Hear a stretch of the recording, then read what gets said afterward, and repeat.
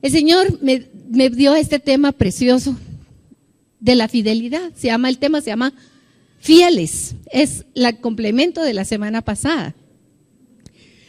Pero no puedo irme solo a fieles sin antes repasar un poquito de lo primero que vimos la semana pasada, de los llamados y escogidos. Y el Señor me ponía, quiero que me acompañen a Hebreos, capítulo 12, por favor.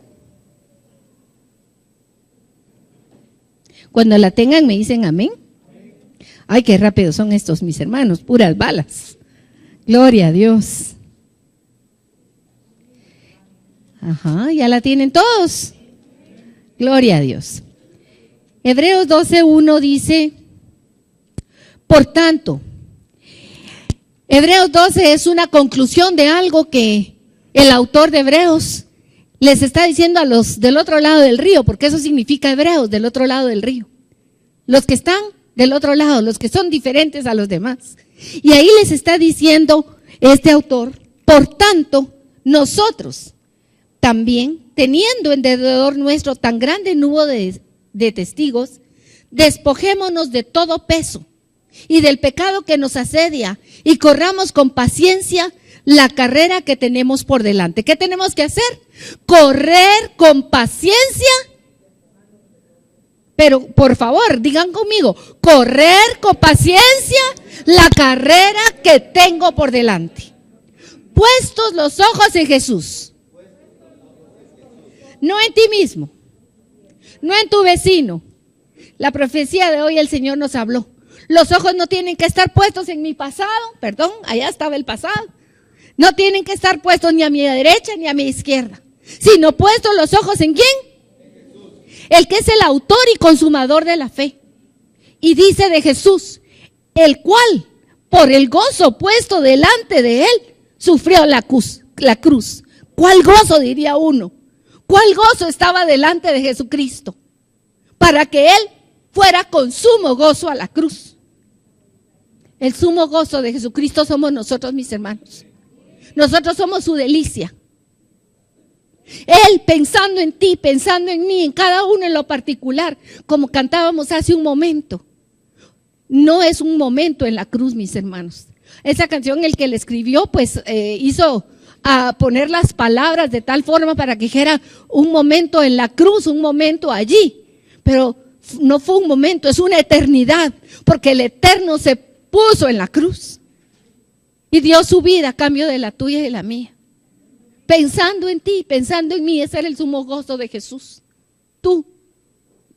Y dice, por el sumo gozo puesto delante de él, sufrió la cruz, menospreciando el oprobio, y se sentó a la diestra del trono de Dios. Y este es el punto, en el versículo 3. Es una exhortación del autor de Hebreos y es la exhortación que hoy quiero hacerles con este tema que vamos a platicar. Considerad. Esa palabra de considerad quiere decir reflexionen, tomen en cuenta, piensen bien en lo que ha hecho Jesucristo. Considerad a aquel, a Jesús, que sufrió tal contradicción de pecadores contra sí mismo, para que vuestro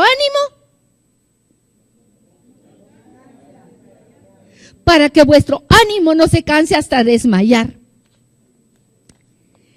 Mis hermanos, en otra versión dice, para que no os canséis ni os desaniméis en vuestro corazón. Hoy le hablo a la iglesia de Filadelfia. En Apocalipsis 3, Jesús, el que se pasea entre los candeleros, le habla a cada una de las iglesias. Cada una de las iglesias somos nosotros. Y en nosotros hay parte de cada una de ellas. El Señor nos ha examinado y hemos encontrado muchas cosas. Tal vez algo de Éfeso, porque hay momentos en que vemos que nuestro primer amor no es como el primer amor. Y el Señor nos invita a volver a ese primer amor. O quizá hemos encontrado algo de Esmirna y hemos visto que hay momentos que nos sentimos tan pobres, tan miserables, que no valemos nada. Y el Señor nos dice, no eres pobre, eres rico. Pero a la iglesia de Filadelfia, El Señor, acompáñenme a Apocalipsis, versículo 3. El mensaje a la iglesia de Filadelfia en el versículo empieza del 7 al 13, pero no lo vamos a leer todo. Pero en el 8 el Señor habla como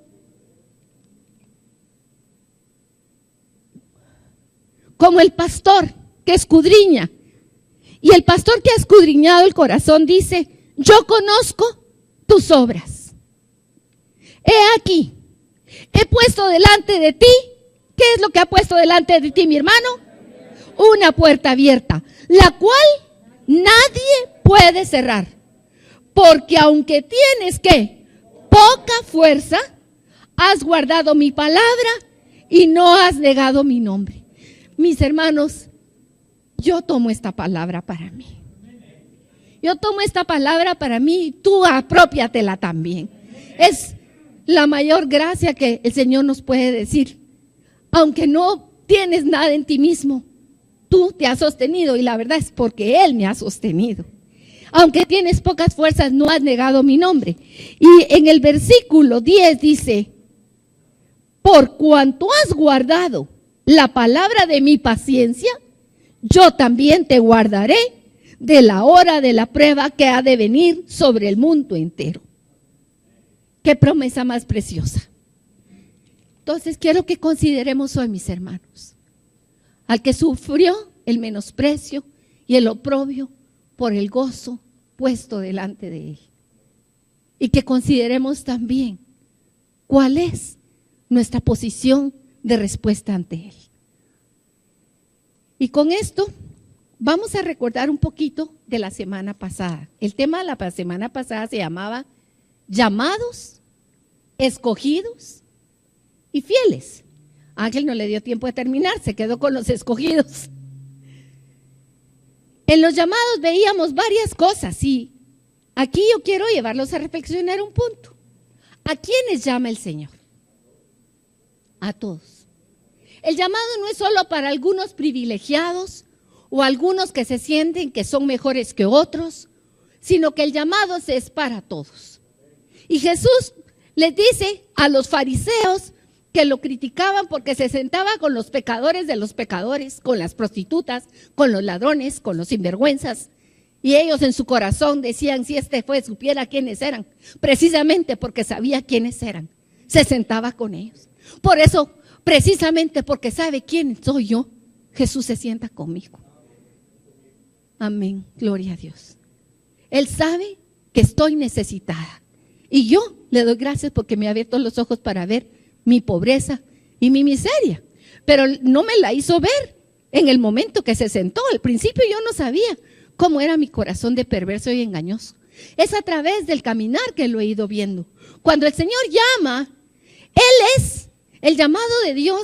Oía yo a alguien que decía: el llamado de Dios no solamente llama. Yo puedo decir: ven para acá, y el que está sentado allá no se levanta. De hecho nos pasa, les decimos: vénganse para acá adelante, y a veces no hacen caso. Amén. Él llama, pero el de Dios no es así. Hace unas semanas cuando prediqué les dije que la palabra de Dios tiene dos connotaciones, una que es declarativa y la otra que es no. Él declara, pero al mismo tiempo que declara y que está diciendo algo, es creativa. La palabra de Dios cuando habla crea, y cuando Él llama, Él hace que lo que él está diciendo que suceda, sucede. Él llama las cosas como que si ya fueran, aunque todavía no son. Y las llama así, sabemos que van a ser. Cuando tú estabas muerto en tus delitos y pecados, el Señor te llamó. Y tú pegaste un brinco. Ahora, ¿cuántos años pasaste tú muerto en tus delitos y pecados? No fue que tú te despertaste a ti mismo. No fue que tú dijiste: ay, voy a ir con Jesús y le voy a pedir perdón. No, mi hermano, no podías. Un muerto no se puede resucitar a sí mismo. Cuando Lázaro estaba metido entre la tumba, él ni siquiera pensaba en salir de ahí. Yo pienso tal vez hasta ya estaba más contento del otro lado. Pero el Señor Jesús le dice: Lázaro, ven. Y Lázaro se levantó y salió fuera. Cuando Cristo llama, Él produce vida. Cuando Cristo llama, trae salud a tus ojos y quita las vendas. Cuando Cristo llama, trae sanidad a tu corazón. Cuando Cristo llama, es porque ya tiene el perdón anticipado, para que tú ya levantado le digas perdón, Señor. El perdón no viene porque tú le pides perdón a Dios. El perdón es posible porque ya está en Él, y entonces Él te despierta y tú puedes dar la respuesta. Amén. Ese es el llamado. Y el llamado, mis hermanos, está ejemplificado en el tabernáculo. Vamos a hablar un poquito del tabernáculo. Los que ya los conocemos nos vamos a ubicar más fácilmente, pero para los que no, los invito a que si no entienden, después vayan a leer la palabra y a buscar un estudio y terminen de entender. Pero el llamado es un camino en el atrio. Estábamos afuera y lo primero es Él nos llama a entrar y a participar junto con Él. Pero no solo es para entrar, sino que Él quiere que entremos hasta el final, hasta el lugar santísimo y nos sentemos a la mesa. Pero para llegar a la mesa hay que recorrer un camino. Y el primer camino es pasar por la puerta. ¿Quién es la puerta? Jesús es el camino. Jesús es la verdad. Jesús es la puerta de acceso. Y esa puerta del atrio tiene 4 columnas. ¿Se recuerdan los que estudiamos el tabernáculo? La puerta de entrada al tabernáculo tiene 4 columnas. Y eso tiene un significado precioso, porque las 4 columnas representan los evangelios, representan el anuncio de la buena noticia de que Cristo, el Hijo de Dios, ha bajado para pagar el precio de nuestra culpa y para ofrecerse por ti y por mí y para invitarnos a entrar a su presencia. Él es la puerta, pero Él no quiere que te quedes en la puerta. Entramos y aquí cerremos nuestros ojos y recordémonos, ¿qué hay en el atrio? Lo primero que hace el que pasa la puerta, se encuentra con un altar de bronce. El bronce en la palabra significa juicio. El juicio que tenía que caer sobre ti y sobre mí, cayó sobre Jesucristo. Él lo recibió y murió y derramó hasta su última gota de sangre para que nosotros pudiéramos tener vida. Y cuando nosotros llegamos a eso, yo lo he compartido con ustedes, muchas veces no podemos ver la grandeza del sacrificio de Cristo. Tal vez hoy, después de años que hemos escuchado, podemos valorar y decir, qué precioso regalo el que el Señor nos hizo. Qué maravilloso eres, Señor. Cuando cantábamos hoy, yo sentía ese fuego en mi corazón, y no solo de mí, sino que sentí el fuego de la congregación levantando sus manos al Señor en agradecimiento, porque hemos tenido un paso más allá y hemos comprendido el valor de la salvación. Pero cuando venimos la primera vez, no entendíamos. Muchos de nosotros tal vez lo único que estábamos diciendo era que bueno, no me voy a ir al infierno, me voy a ir al cielo. Pero hay muchos que se quedaron en ese lugar, porque hay algunos creyentes que reciben el llamado con alegría, y Jesús nos lo dice en su palabra en muchos lugares. Uno de ellos es la parábola del sembrador. Todos reciben con alegría la palabra, pero a veces hay mucha dureza en el corazón y no pueden pasar más allá porque viene el enemigo y le roba lo que ha sido sembrado. Y otros están tan llenos de piedra su corazón que aunque nace la semilla de la palabra no puede desarrollarse y crecer. Pero el Señor no nos llamó para quedarnos endurecidos o con un corazón lleno de piedras. Él es capaz de quebrar la roca más dura y Él es capaz de remover hasta la última piedra. Pero tiene que, así como hubo una respuesta de salir de la muerte y pasar a la vida por el llamado de Cristo, se espera que los que han recibido el llamado caminen a un segundo paso, que es el paso de los escogidos. El lugar de los escogidos es el lugar santo. Se atraviesa primero el altar de bronce. Inmediatamente después del altar de bronce, ¿qué hay? Lavacro. El altar de bronce habla de sacrificio, de sangre, de perdón, de misericordia. Y el lavacro nos habla de limpieza. No se puede uno quedar solo en la salvación. Hay un caminar que es el de la santidad. Y el lavacro está en el filo entre el fin del atrio y el principio del lugar santo. Porque es un lugar donde tenemos que pasar para el lugar santo, pero es un lugar que cuando ya estamos en el lugar santo vamos a tener que regresar. Y es recordar cómo el lavacro estaba hecho con espejos. Y ese es un detalle precioso. Cuando el sacerdote iba y se miraba ahí, se miraba a sí mismo para ver qué era lo que había en él. El lavacro es el lugar de la gracia del Señor que nos permite vernos y lavarnos y recibir su gracia y su misericordia para entrar al lugar santo. Los escogidos son aquellos que han pasado del altar de bronce y de recibir la salvación a buscar más allá la santidad del Señor. Y también representa el bautismo en agua. El lavacro habla del bautismo en agua. Cuando nosotros recibimos el llamado, junto con el llamado se nos da una ordenanza, porque el bautismo no es solamente un llamado. El bautismo es una ordenanza, porque eso significa y marca un límite. Aquí, en esta área del atrio, la muchedumbre entraba, pero regresaba a sus casas y seguía con sus vidas. Podía entrar mañana, estaba un rato en el ambiente del Señor y de la presencia del Señor, pero después otra vez tenía que regresar a sus casas. Mis hermanos, esto puede ser una figura de muchos creyentes. Entran, vienen el domingo o vienen una enseñanza, pero después se van a su casa y son como las olas, dice Santiago, que se les olvida, que dejan de ver lo que tienen que ver. Se quedan en este ir y venir y no trascienden. Pero el que se ha sido bautizado pasó el mar. Ya se cerró el mar y no hay vuelta atrás, mi hermano. No hay vuelta para atrás. Si tú no has sido bautizado en agua, yo te invito y te exhorto, pide ser bautizado. El bautismo en agua es necesario y aparte de que es necesario, es esencial para el crecimiento en tu vida cristiana. La puerta que está en el lugar santo no es igual a la puerta del atrio. La puerta del lugar santo es diferente. Los escogidos son llamados, dice Jesús, muchos son los llamados y pocos los escogidos. Y miren, mis hermanos, no es que Él haga esa diferenciación, es que nosotros con nuestra respuesta somos los que decimos sí o no al Señor, porque Él nos da la opción de responder o no responder. Y entonces, cuando nosotros nos quedamos en el atrio, nos estamos nosotros mismos perdiendo de muchas de las gracias y virtudes que el Señor nos quiere dar. Pero aquellos que dicen, sí, yo voy, dan un paso más allá.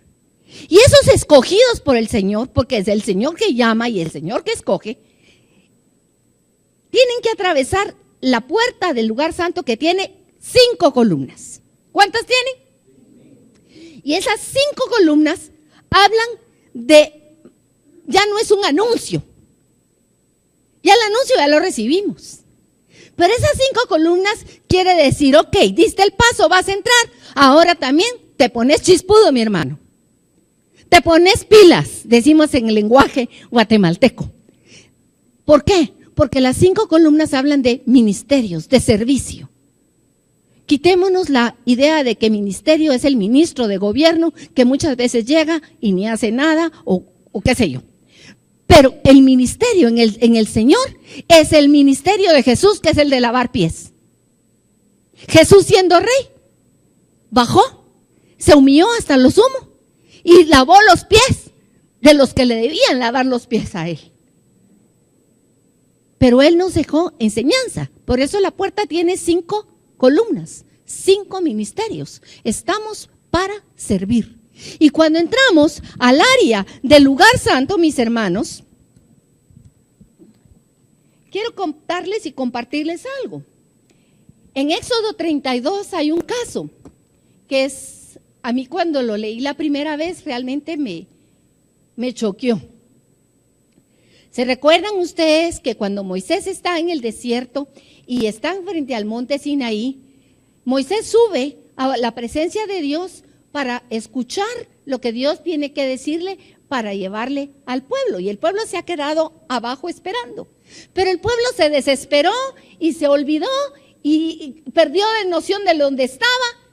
Y entonces se ponen a adorar a un becerro. Y hasta Aarón dicen, miren, ellos echaron el oro ahí y salió un becerro.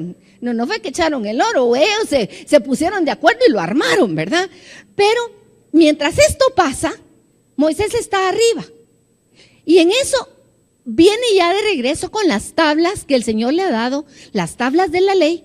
Y cuando oye ese ruido y esos cantos, él se da cuenta que lo que está pasando ahí es que hay una cosa que no es del Señor, sino que era una franca idolatría.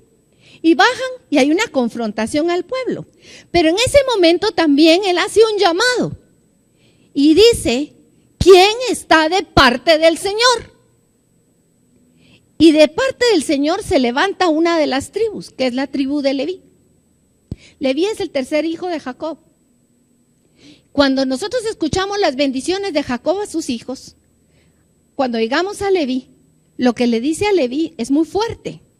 Una bendición que no parece bendición. Más bien era un anuncio de algo que no iba a ser tan bueno para él, por la violencia que habían usado ellos en un momento. Pero en este momento, cuando Moisés les dice, ¿quién está por el Señor? Capítulo 32 de Éxodo. La tribu Leví se levanta y toma una posición del lado de Moisés. Y es muy fuerte porque ellos van contra sus mismas gentes, contra los que aman, para establecer que la idolatría no podía estar más ahí. Y es un pasaje durísimo. Pero a través de eso el Señor cambia el destino de Leví y le da un lugar que es que ellos son los que van a ministrar en la casa del Señor. Gersón, Coat y Merari, los tres hijos de Leví. Y los levitas son los que tuvieron que pagar un precio. El precio fue cortar con afectos, cortar con muchas cosas. Dejaron de tener tierras de ellos, porque ellos ya no iban a poseer tierra en la tierra donde habitaran. Las tierras eran para las otras tribus. Y a través de ellos se iba a preservar la enseñanza del Señor para el pueblo. Los escogidos tuvieron que atravesar no solo el Mar Rojo, sino atravesar en su corazón sus afectos, cortarse ellos mismos. La espada, la primera a quien se clava es a cada uno de nosotros. Y después la espada del Señor va contra los demás. Y esa espada del Señor en lo espiritual es para vida, no es para muerte. Amén. Los escogidos han dado un paso y han trascendido de la niñez espiritual a una juventud espiritual, podríamos decir. Amén.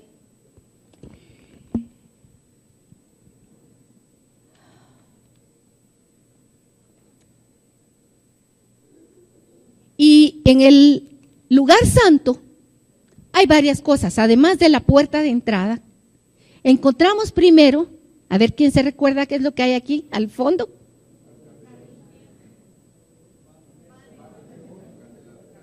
Muy bien. Altar, quería ponerme hacia atrás para señalar. El altar de bronce, el altar de oro, que es el altar de la oración, la mesa de los panes y el candelabro. Los escogidos, los que han decidido dar ese paso de ir más allá, mis hermanos, entran a un lugar donde empieza la cobertura total del Señor.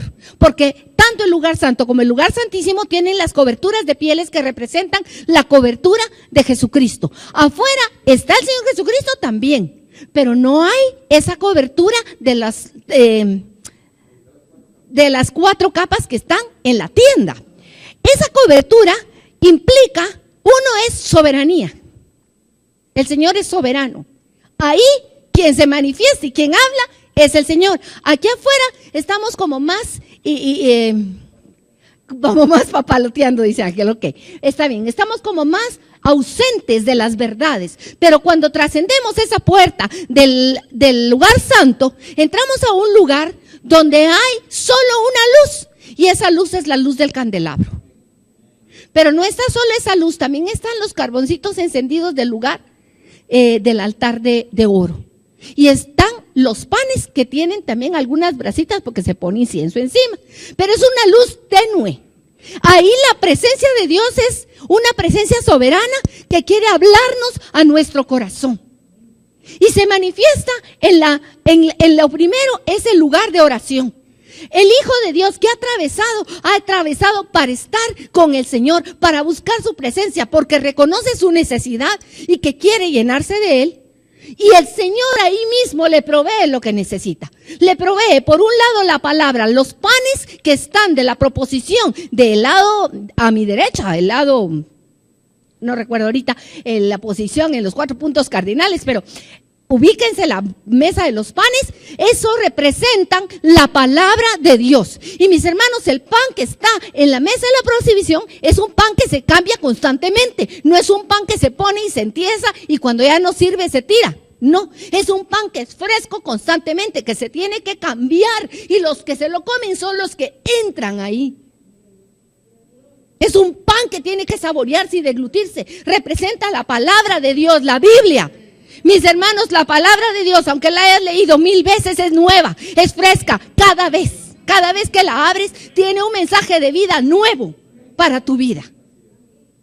Pero esa palabra se quedaría escasa si no hubiera por el otro lado el aceite que está dentro del candelabro, que es el que mantiene la llama de la luz del Espíritu encendida y el que trae la revelación de lo que dice la palabra. Estás en comunión con Dios, buscando su presencia, comiendo su palabra y siendo lleno del Espíritu Santo. Esos son los escogidos, mis hermanos. Y yo creo que ahí estamos. Amén. Estamos comiendo pan fresco. Estamos clamando Espíritu Santo. ¿Quién sintió el Espíritu Santo esta mañana? Durante la alabanza estábamos clamando, ven aquí, Señor, ven a mi corazón. Sentíamos su presencia. Si no lo has sentido, mi hermano, cuestiónate. ¿Dónde estás parado? ¿Estás adentro del lugar santo o todavía estás en el atrio? Pero no me quiero entretener en estas dos porque esto fue el tema de la semana pasada. Esto solo es la introducción. Ya voy casi a la mitad del tiempo. Pero miren, mis hermanos, tenemos que ubicarnos porque ¿dónde estamos? Puede ser hasta aquí que no nos hayamos puesto a considerar en realidad cómo es nuestra vida cristiana. La palabra usa muchas palabras para describir a los creyentes y una de ellas es, hay bebés espirituales que solo pueden tomar leche espiritual. Porque si usted les da un pan o les da un bistec, ahí se quedan. Y mis hermanos, nos matamos al bebecito si le damos un bistec. Si usted quiere que un bebé se chupe un pedazo de carne y se lo pone en la boca y hace, le aseguro que eso no va a ir bien. Quiero que me acompañen al capítulo del Evangelio de Juan, capítulo 6.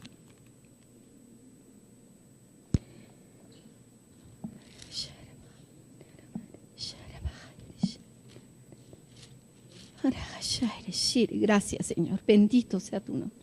Exaltado seas Jesús. ¿La tienen?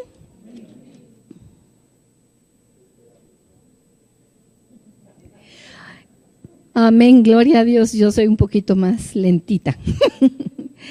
Capítulo 6, versículo 51. Jesús está hablando aquí cabalmente de quién es Él y qué es lo que hace Él en la vida. Y Él dice en el versículo 51, yo soy, leámoslo en voz alta conmigo, yo soy el pan vivo que descendió del cielo. Si alguno comiere de este pan, vivirá para siempre. Y el pan que yo daré es mi carne, la cual yo daré por la vida del mundo. Entonces, sigamos, entonces los judíos contendían entre sí diciendo, ¿cómo puede éste darnos a comer su carne? Jesús les dijo, de cierto os digo, si no coméis la carne del Hijo del Hombre y bebéis su sangre, no tenéis vida en vosotros. Vámonos ahora hasta el versículo 66, por favor. Leámoslo todos juntos. Desde entonces, muchos de sus discípulos volvieron atrás y ya no andaban con él.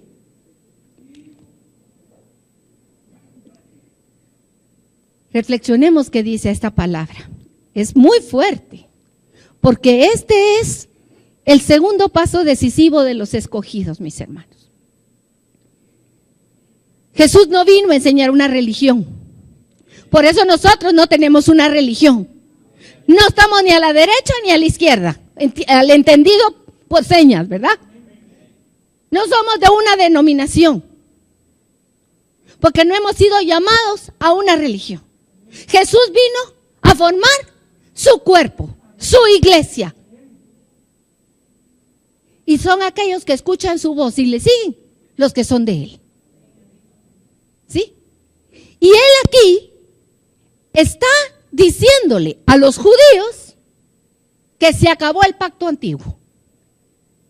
El pacto antiguo era, ustedes traen un cordero al altar, ahí se va a degollar el animalito, la sangre de ese animalito ustedes va a ser el medio para perdonarles sus pecados por un año o por el tiempo que duren sin pecar. Yo digo que era una matacinga de animalitos, porque de plano que tenían que llevar animalitos a cada rato, porque el hombre es pecador.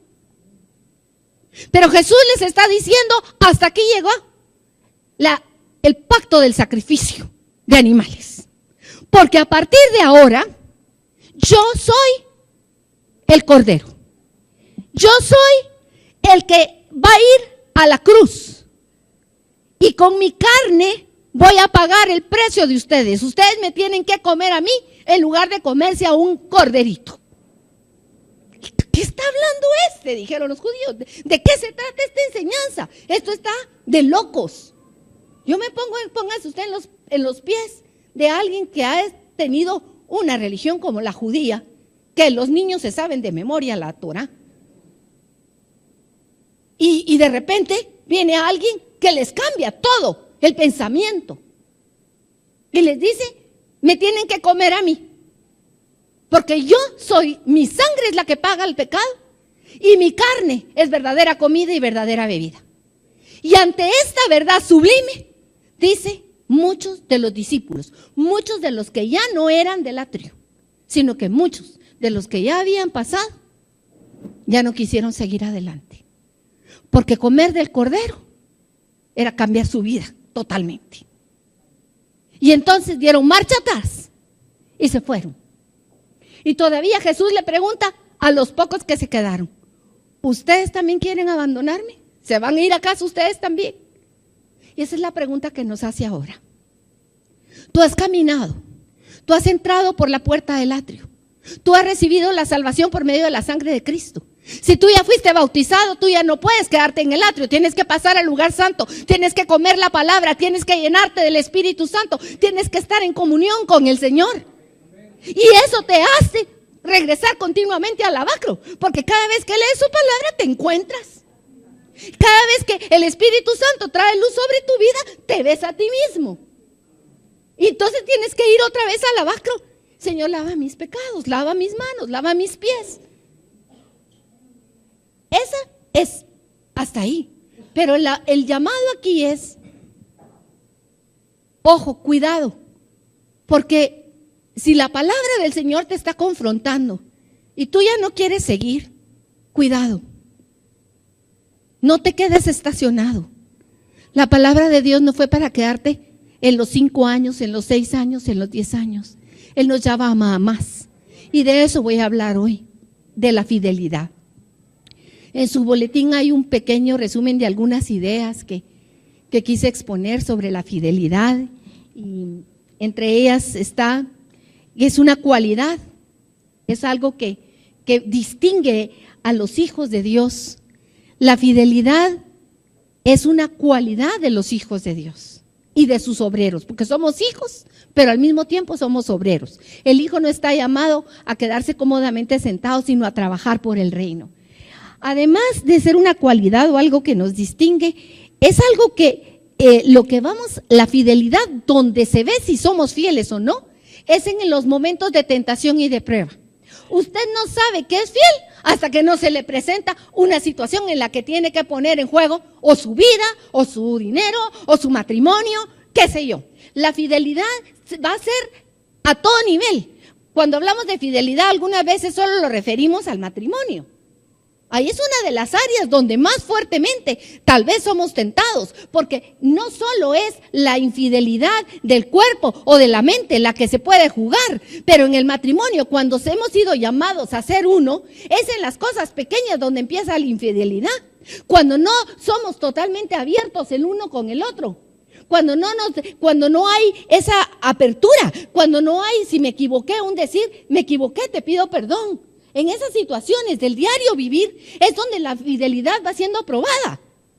Cuando los esposos no comparten, por ejemplo, un esposo que no le dice a la esposa cuánto gana realmente.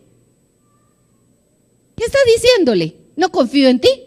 Si te lo digo, te lo vas a gastar. O la esposa que le dice, el gasto son 2,000 quetzales. ¿Y qué si el gasto son solo 1,000 y los otros 1,000 se los queda y los guarda bajo la almohada?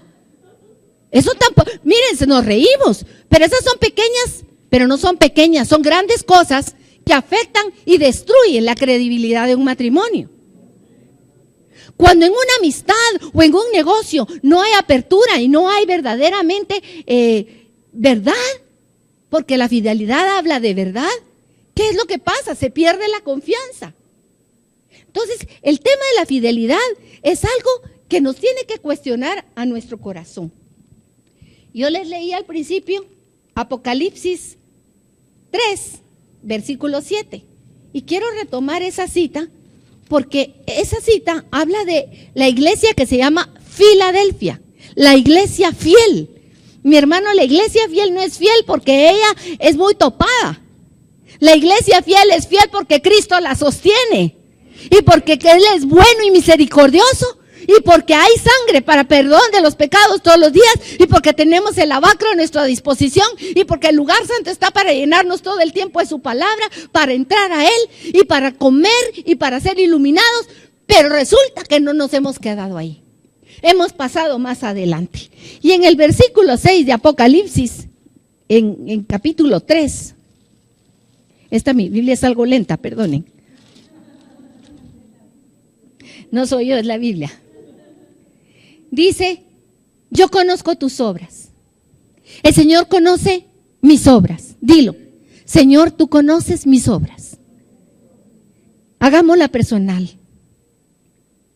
Señor, yo sé que tú has puesto delante de mí una puerta abierta, la cual nadie puede cerrar.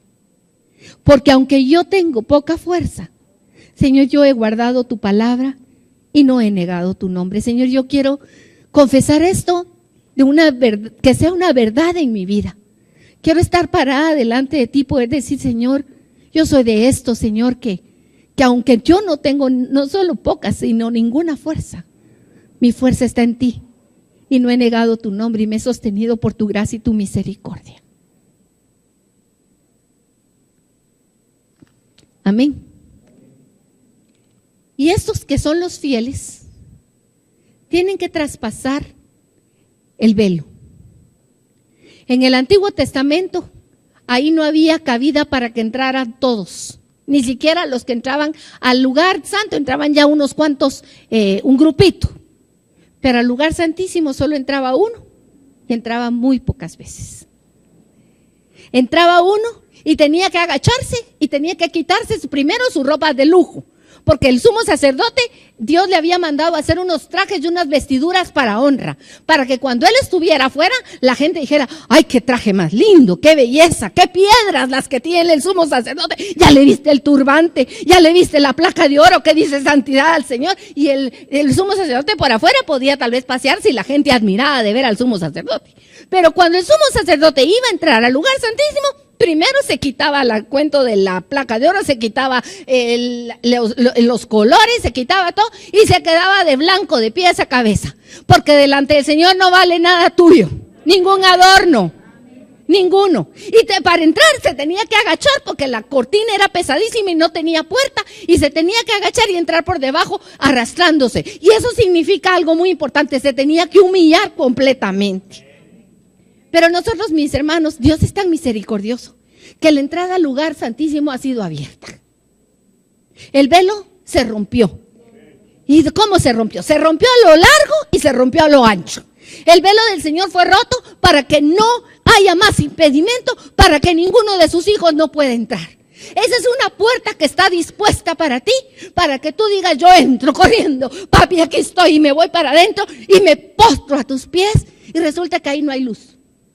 Ahí está todo a oscuras. Ahí está el Señor, y el Señor en su magnificencia, Él se va a mostrar y manifestar a quien Él quiera, cuando Él quiera y como Él quiera. Amén. El lugar de su presencia es un lugar maravilloso, pero ahí habían dos cosas. Había una caja que le llamamos el arca, pero era una caja hecha de madera de acacia, cubierta de oro por fuera y por dentro. Y eso habla de Jesucristo. Jesucristo es el arca. Él es el arca de la alianza. Él es la humanidad que representa la madera, pero la cobertura de oro representa su divinidad. Él es esa caja de oro. Y encima de la caja de madera con oro hay una tapadera que se llama propiciatorio. Y en el propiciatorio es una pieza completa de oro macizo con los ángeles, los querubines que guardan el lugar de la presencia de Dios, porque ahí se manifestaba la presencia de Dios Todopoderoso. Pero fíjense que no solamente está el arca y el propiciatorio. Y no vayan a saltar el chisme. No, sí. Adentro del arca había algo. ¿Quién se recuerda que había dentro del arca? Las tablas de la ley. El maná, una porción de maná, y había la vara de Aarón. Y estas tres cosas, fíjense que estas tres cosas hablan de Dios, pero hablan más que nada de nosotros. Hay una cita en el Nuevo Testamento que dice que nuestra vida está escondida en Cristo. Tú eres, sobre ti hay un testimonio, el testimonio de las tablas, el testimonio de la vara y el testimonio del maná. Y miren, ese testimonio la da Dios del hombre, que dice que perverso es tu corazón, que dice que tú eres incapaz de cumplir sus mandamientos, que dice que tú eres rebelde a la autoridad, que dice que tú eres un quejista, que te quejas de todo cuando el Señor te ha dado el mejor pan del cielo. Eso dice el testimonio, pero el testimonio está escondido en la grandeza del amor de Dios, que tanto nos amó que envió a su Hijo único, que nos envuelve en su humanidad perfecta y en su divinidad perfecta. Nos envuelve y su gracia nos levanta, nos llena. Es por eso, estando en ese lugar, mi hermano, ahí han estado muchos hombres. Yo empecé con Hebreos diciéndole, teniendo tan grande nube de testigos alrededor, por tanto, considerad aquel, a Jesucristo, que por el sumo gozo de tenerte a ti con Él, menospreció su vida. Y esa gran nube de testigos entraron a ese lugar santísimo aún antes de que hubiera puerta. Ahí, en un momento, el Señor se le manifestó a Abraham.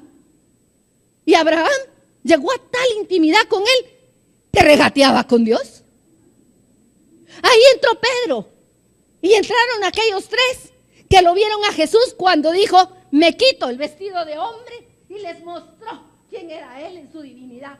Y Pedro dijo, te hago una casa, Señor, ya no nos movamos de aquí. Ay, perdón, se me olvidó.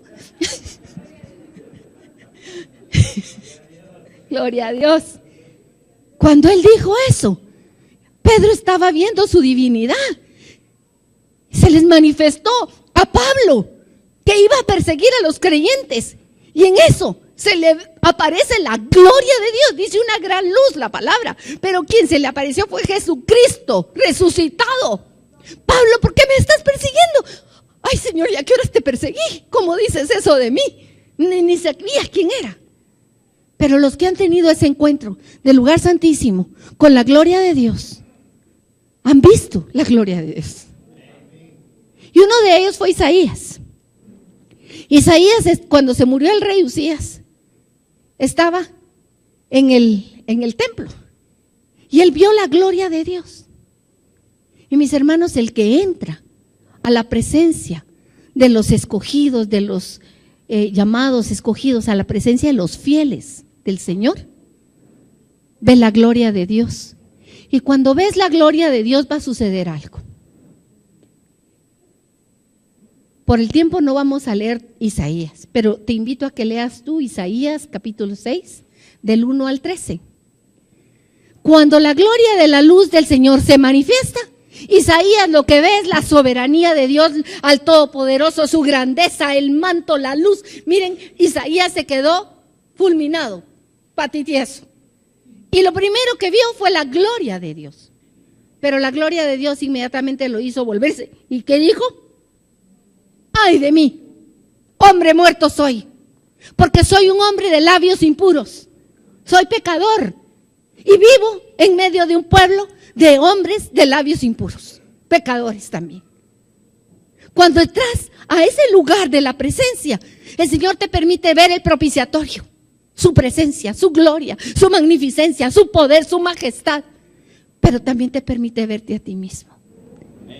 Y cuando tú te ves a ti mismo, no puede haber otra respuesta que: Señor, límpiame, lávame, perdóname. Yo salgo corriendo, me lavo y regreso otra vez porque no quiero dejar de verte, necesito de ti. ¿A dónde voy a ir lejos de tu presencia? Cuando Jesús les dice a los discípulos: ¿ustedes también quieren abandonarme? Se levanta Pedro y le dice: Señor, ¿a dónde vamos a ir? ¿A quién iremos? Tú nos has dado palabras de vida. Tú nos has vuelto a la vida. Tú nos has mostrado tu gloria. Tú eres nuestro Señor. ¿A quién iremos? Y esas son las palabras que le podemos decir: Señor, ¿a quién iré? Solo tú tienes palabras de vida. Solo tú eres mi fuerza. Y cuando estás ahí y te ves a ti mismo, tal vez lo que quiere es uno como derretirse. Uno quisiera como hacerse nada. Y en realidad nos hacemos nada. Él llena todo. Él lo llena todo. Pero cuando lo ves eso, al final Isaías piensa: híjole, y el pueblo que está allá afuera también es igual que yo. Y la respuesta del Señor es inmediata. Viene un carbón encendido. El carbón encendido es Él mismo, es su palabra, es el Espíritu Santo que toca tu vida y tú ya no puedes ser igual. Ya no eres el mismo ni nunca vas a ser igual. Ni vas a querer otra cosa. Aunque seas chiquito, aunque te veas insignificante, aunque te veas sin fuerza, tú quieres estar ahí, no quieres estar aquí. Amén. Anhelas las cosas del Señor. Mi hermanos, consideremos a Jesucristo. Consideremos y clamémosle: Señor, tú por el sumo gozo que veías puesto por delante, te fuiste a la cruz. Señor, yo ni siquiera tengo a veces no logro ver, pero por favor dame visión. Quita las vendas de mis ojos. Le podemos decir: Señor, yo a veces no siento ese anhelo por tus cosas. A veces me siento tan indiferente. A veces no tengo ganas ni de orar, ni de leer la palabra, cuando debería ser un hambre, como ver una mesa servida. Yo no sé si alguna vez le ha pasado que usted ha ido a un lugar donde hay un banquete y usted se siente mal y no quiere comer nada. Hasta cólera le da a uno. Qué rico lo que hay puesto y no me lo puedo comer porque ni tengo ganas. Yo quisiera que me fuera así todos los días, ¿verdad? Que viera la comida y nunca tuviera ganas, pero gracias a Dios sí tengo hambre. Pero ¿saben qué? Más quisiera tener el hambre de la palabra del Señor. Constantemente, constantemente. Clamémosle al Señor esa gracia. Clamémosle al Señor: Señor, tengo hambre de ti. Señor, hay palabra tuya que me cuesta tragar. Señor, todavía no puedo deglutirla toda. Pero Señor, dame la gracia para masticarla. Dame la gracia para saborearla. Dame la gracia para que esa palabra anide en mi corazón y encuentre respuesta para ti. Yo no quiero ser de los escogidos, mis hermanos. Yo quiero ser fiel. El Señor nos invita a las tres posiciones. Quiere que seas llamado, quiere que seas escogido, pero Él anhela fieles. Su corazón te anhela a ti, lleno de fidelidad, mi hermano. Voy a pedir a mis hermanos alabadores que vengan, que alabemos al Señor, que le pidamos. Yo empecé diciendo que quería que consideráramos, pero aparte de considerar, yo quiero pedirte hoy que si el Señor te habló a tu corazón, te levantes de tu comodidad, de la silla donde estás hoy sentado y des un paso Vamos a aclamarle al Señor su gracia, porque la puerta la abrió Él y nadie la puede cerrar. Él es el que sostiene. Él es el que da gracia nueva cada mañana. Su misericordia es nueva cada mañana.